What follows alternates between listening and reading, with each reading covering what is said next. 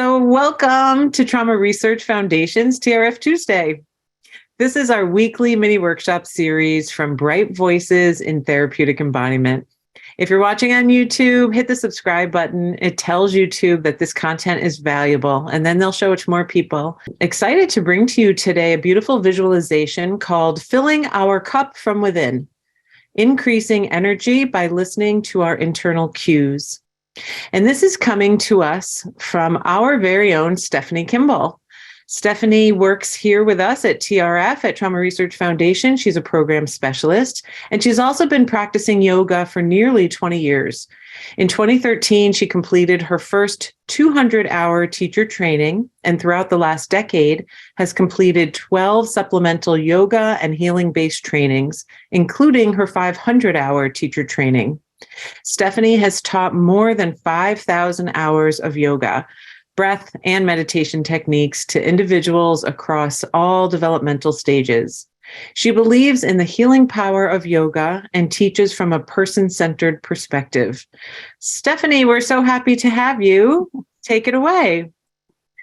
Well, thanks, everybody. Thank you for coming. I genuinely appreciate your time and your attention. Mostly the attention that you pay to your body and the attention that you pay to your mind and your soul and breath. So the way I personally look at yoga is as sort of this functional medicine space. And really, if you think about it, all functional medicine, or really all of our westernized cultural health and wellness practices, have a root in this practice of yoga and or Ayurveda, depending on how you sort of attune with either of these philosophies, and in some cases, for some folks, religion. And one of the reasons I talk about this idea of filling your internal cup is because it really has a lot to do with the environment that exists all around you, right? How you interact with your environment, what you're putting into your body, how you're treating your body, how you're really just experiencing the world around you in any given moment. And that changes based on not only what our experience as a human is, but also what our experience with our doshic makeup is. And I won't go too deeply into the doshas today. Obviously, that's a lot. But for perspective, we each have access to 3 different doshas. And those doshas are Vata, Pitta, and Kapha. And we have different constitutional makeups of each of these. Some of us have one or more that are just a little bit more pronounced, and others of us have other combinations that kind of decide or determine how we experience our world and the types of things within our own systems that make us the best version of ourselves in any given time. And the way I talk about the best version of ourselves is from this idea of ojas. And ojas is vitality, right? It is the human condition of being our best selves. It is when we feel the most energized, when we feel interactive in our world. And that doesn't necessarily mean from a perspective of, being an extrovert, right? You can be an introvert and have a lot of ojas, really powerful vitality. And that does determine how you interact with the world. It's just all about the makeup of your individual constitution and how that's been shaped over your lifetime. And it will change over your lifetime based on what's gone on from day to day, moment to moment. And that isn't to say that the constitution you're born with is going to change, but rather we change how imbalanced or out of balance we are based on our interactions and the level of ojas that we hold within our system. So that's what today is about, is to just kind of tap into this idea of ojas, tap into this idea of what is in our internal systems that are going to really help us be the best version of ourselves going forward. And so that's what today's meditation or visualization is all about. So if you just want to take a moment to stretch out your neck and shoulders, we're going to do that just a little tiny bit so that we can hopefully sit really comfortably in our space. And for those of us who feel better sitting down or rather laying down, please go ahead and make that choice for yourself. I really welcome all shapes and orientations of our bodies in meditation. And I don't think there should ever be one way that we do it. So if you'd like, go ahead and send your right ear to your right shoulder and just let your neck get really long. If it feels okay, take your right hand over the top of the left side of your head and relax both shoulders down. If it feels okay, open and close your jawbone just a little bit. And that's mostly to kind of find space across your throat. Because really, truthfully, one of the things that we want to think about is the expression that we offer. And we can do that in our throat chakra. So go ahead and release the right hand, send the left ear to the left shoulder. Let the shoulders relax away from the ears. And then if it feels okay, the left hand will come over the top of the head and just weigh the head down. We're not pulling or pressing. It's just this opportunity to soften and release and find ease. And just a few deep breaths here, letting your heart begin to relax and open. Because again, thinking about what is going to be best for us is going to be truthfully listening to ourselves. Take your head back to center and take your hands behind your head. Let your elbows go wide if that feels okay. And just let your head hang back into your hands. No effort, just holding. Breathing deeply in and out. Feeling your chest expand on your inhale, your belly expand on your inhale, and then everything soft and closed on your exhale.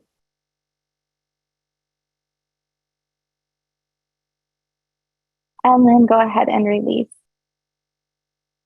All right, as you're ready, we're going to take some time to find our center. If it feels safe and comfortable to you, close your eyes. If it does not feel safe and comfortable to you to close your eyes in this time and space, a gentle gaze that helps you to draw inward rather than have perception outward, that's beautiful. Find a space that makes the most sense. Again, take the orientation of your physical shape that will feel the best. So whether that's sitting or laying down, letting your shoulders relax away from your ears, letting your throat begin to open if possible. And then for a moment, attune to this word safety, and specifically what safety means to you. There is, generally speaking, a person, a place, or a thing for most folks that feels safe to us. Are you able to invoke that energy now? Is it possible to allow your energy to access the safety that you most attune and align with?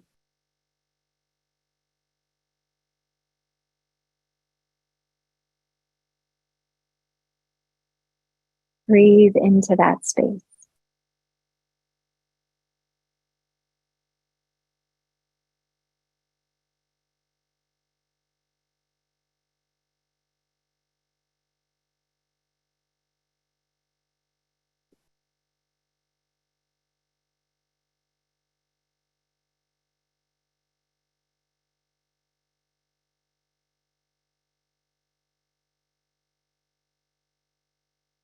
You are always welcome to rest in safety. That can be enough. And if that's what your internal cup is asking of you today, stay there. If you're interested in exploring the next phase, begin to watch your breath move in and out of your body. Now, by attuning your awareness to your breath, it may naturally change, but don't feel any effort in changing it.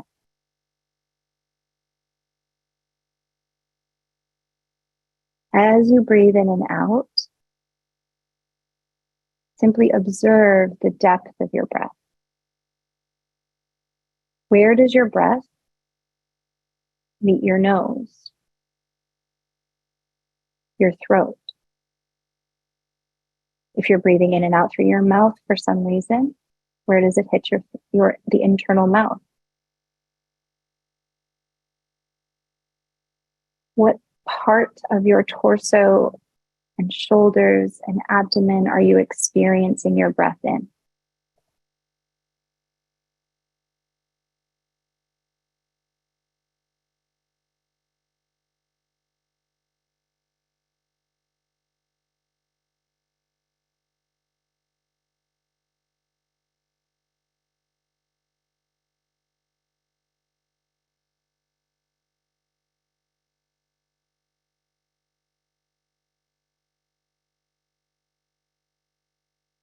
As you continue to observe your breath, allow your breath to soften you inward.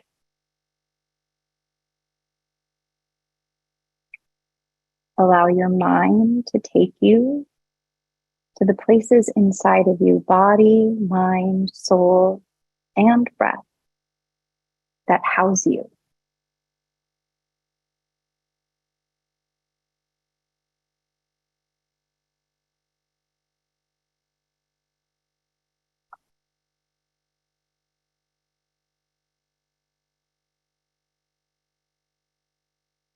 As you identify these aspects of your being,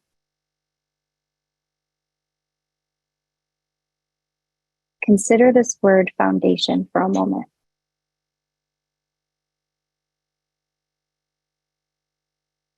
When you think of the word foundation as you rest inside of yourself, note simply what comes up.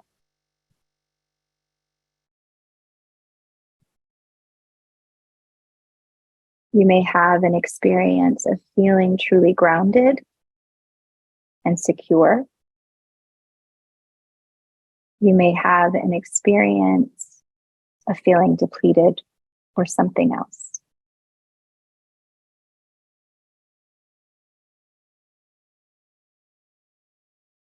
Allow whatever feels safest to explore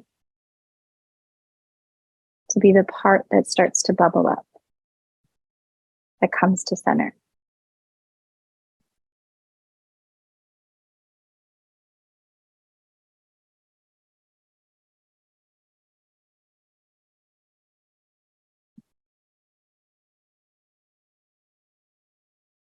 If you're choosing to focus your attention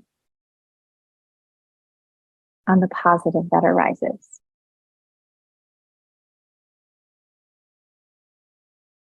notice where in your body you're holding that.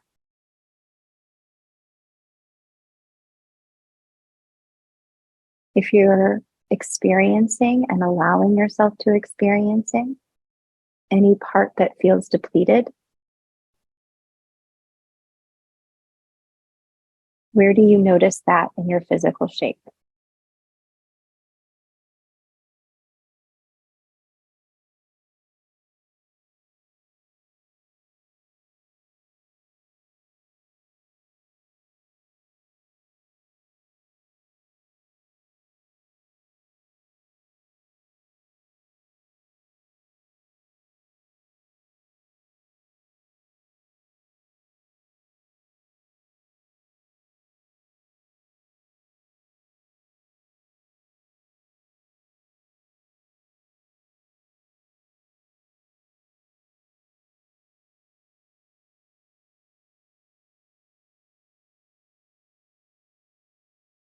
As you hold the sensation in your body,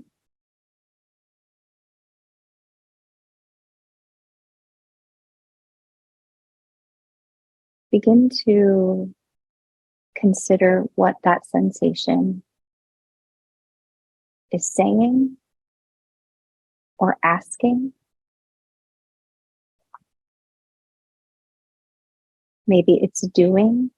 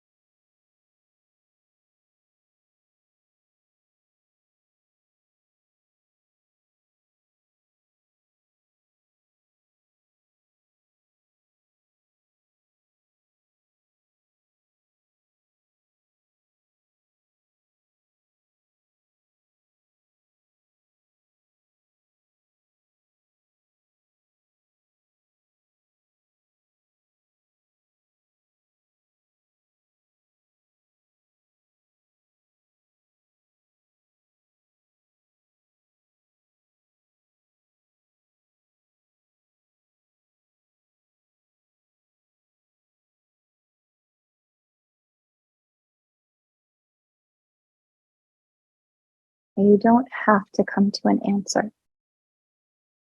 Although if one presents itself, you're welcome to rest in that answer.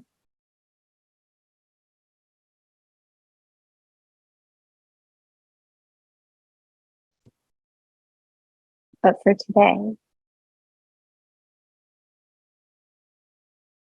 allow yourself to sit with the question.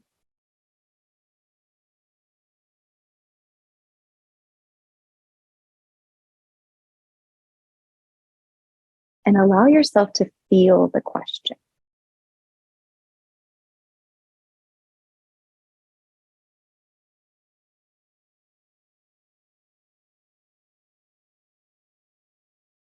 When we experience these things in our bodies, when we listen,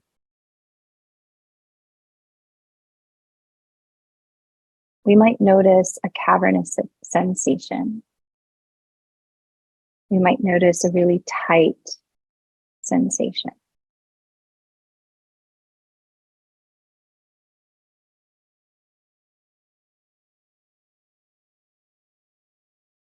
Can you begin to look at these sensations as an opportunity for feedback?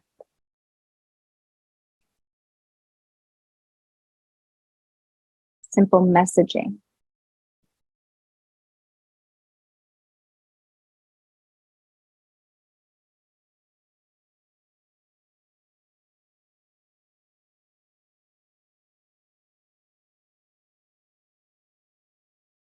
The internal system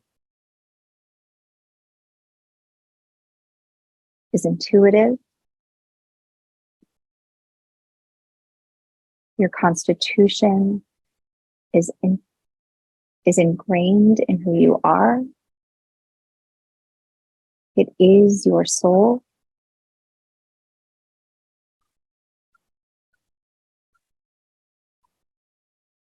And in holding space for these centers of being,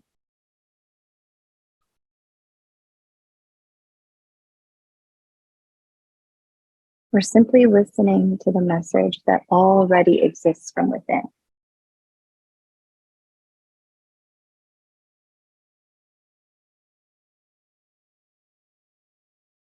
This is simply an opportunity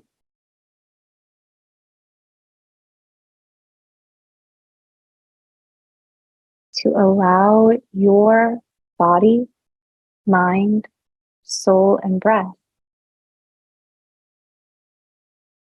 to define its own sense of wellness, to define its own need in this moment and in this time.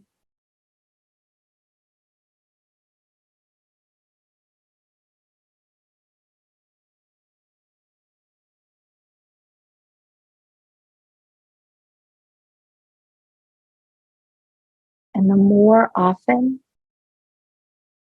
we allow ourselves to simply sit and listen to the message,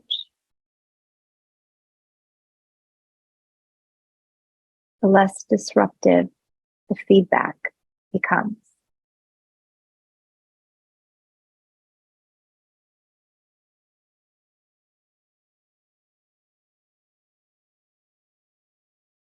Again, you are welcome to stay in the message, simply observing it. Letting the body's question be a part of your experience right now.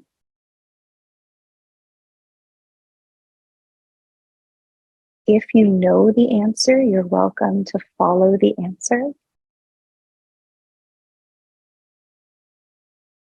And if you don't know the answer but cannot stay in the question right now, step back into safety.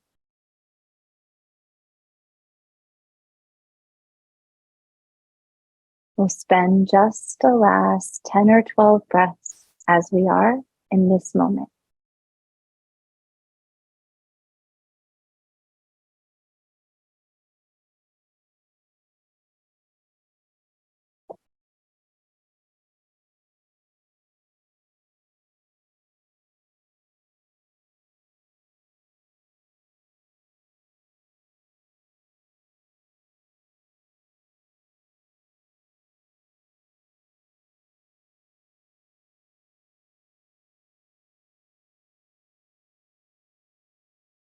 When you're ready,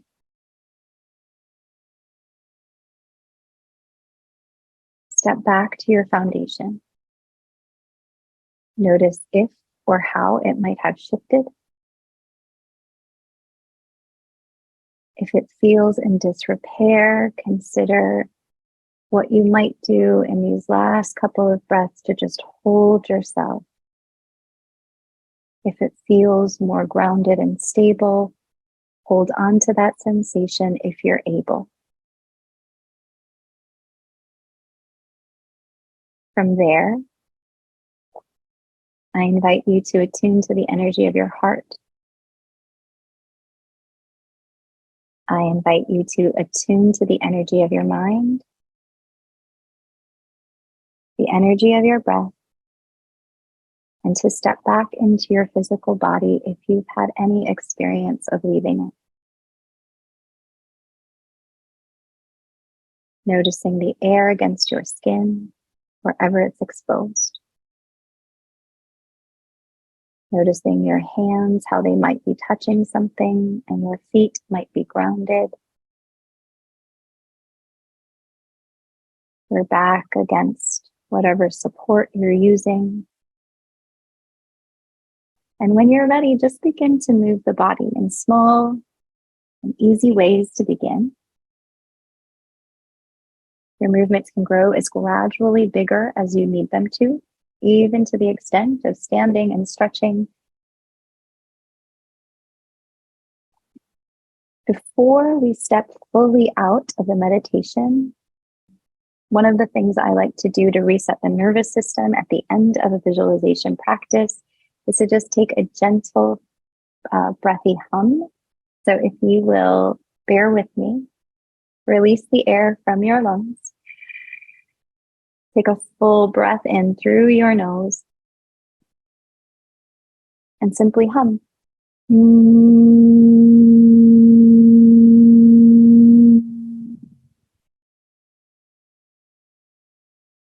Thank you.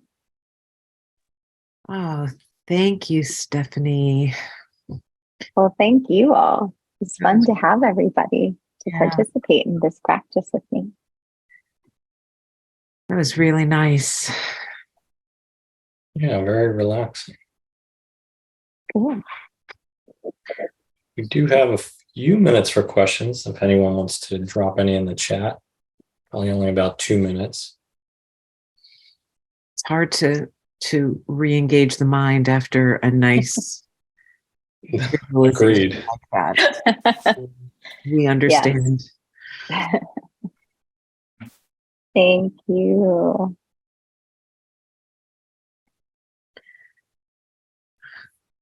Oh, thank you so much. Yeah, there's some comments coming through the chat. Thank you. This was wonderful. Thanks very much. Beautiful visualization. Thank you. That was incredible. Thank you all so much. I appreciate your time. Oh, that's so sweet. Thank you. I'm so glad you feel better. Yeah, Namala feels nourished. Is there a methodology? John's asking, is there a methodology to the sequence? Does it come from a lineage? That is a really good question. And it's funny, we were talking about that just as we entered into, or just before we entered into the meditation. As a TRF team, I was mentioning that meditation sort of has a couple of different contexts, and there's large M or big M meditation and small M meditation, in that some meditations come from the scripture, some meditations come from the guru, some meditations come from the lineage in and of itself.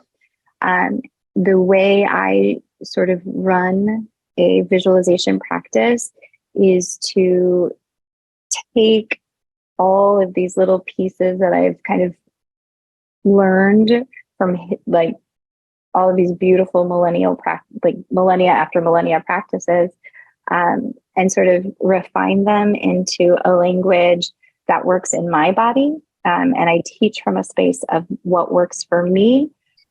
So, because I think that's where we all become the most nourished, right? Is we all become the most nourished from listening to what's going on in our own selves. And as much as I would love to be able to say that I am entirely empathetic or empathic and intuitive, and can glean what you need, the truth is I can only settle into what feels right in the moment. And so there's not specifically a lineage, but I really love that question, because there are so many beautiful lineages to practice that if there's one that attunes most comfortably to you, I encourage you to find it and to really explore it in depth, because that's how I've done it. Nice. Pat, do you have any other questions for Steph?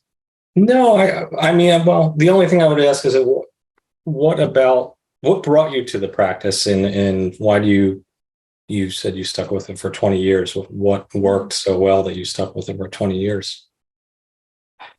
I can honestly say that I am an entirely different person than I was 20 years ago. I think we each come from a different perspective, right? Each one of us that finds our way into some of these embodiment movement practices, but especially yoga as an embodiment practice, and essentially a therapeutic practice. We all come because something in our lives needed changing, and it finds us rather than us finding it. And I think being able to create for myself a place of acceptance, a really radical acceptance around this gift that I was given, allowed me to want to, or afforded me an opportunity to want to share it with other people. So, and hopefully I've been able to do that today. Nice. Well, Stephanie, thank you so much. We really loved having you. Thank you very much to our audience. We hope that you enjoyed today's session. We look forward to seeing you next week and every week, just about every week, at 4:00, same time, for future editions of this series. We love it, and we hope you do too. So thanks so much, and we'll see you next time.